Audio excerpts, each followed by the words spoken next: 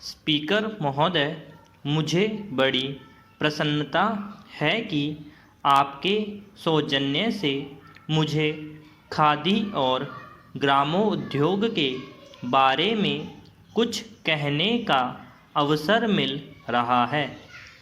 ऐसे का मैं स्वागत करता हूँ, क्योंकि मैं समझता हूँ कि हमारे देश की जैसी व्यवस्था और उद्योगों संबंधी जैसी रूपरेखा यहाँ सदियों से चली आ रही है, उसे देखते हुए हमारे जीवन में इन छोटे छोटे उद्योग धंधों का बहुत ही अधिक महत्व है।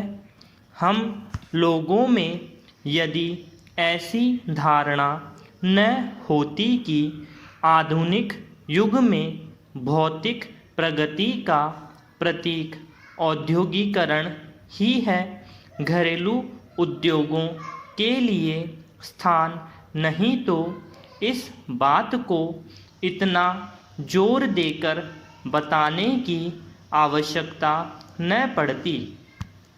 यह धारणा भ्रमपूर्ण और निराधार है।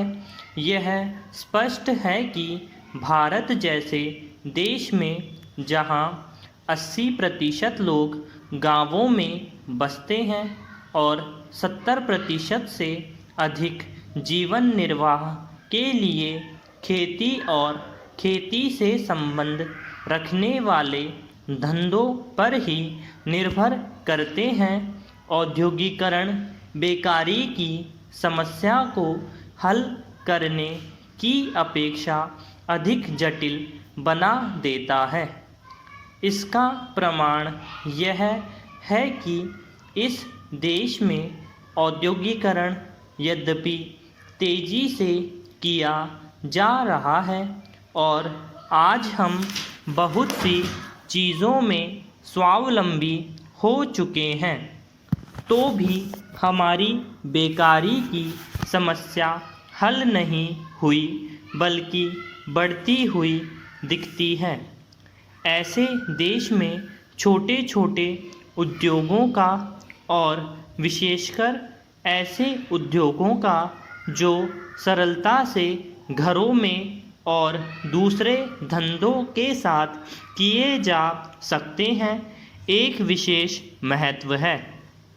यदि हम इस तथ्य को समझे बिना अपनी सारी शक्ति औद्योगिकरण में ही लगाने का निश्चय करें और यह आशा करें कि इससे बेकारी की समस्या हल हो जाएगी, तो इसमें कोई संदेह नहीं कि अंत में हमें निराशा होना पड़ेगा।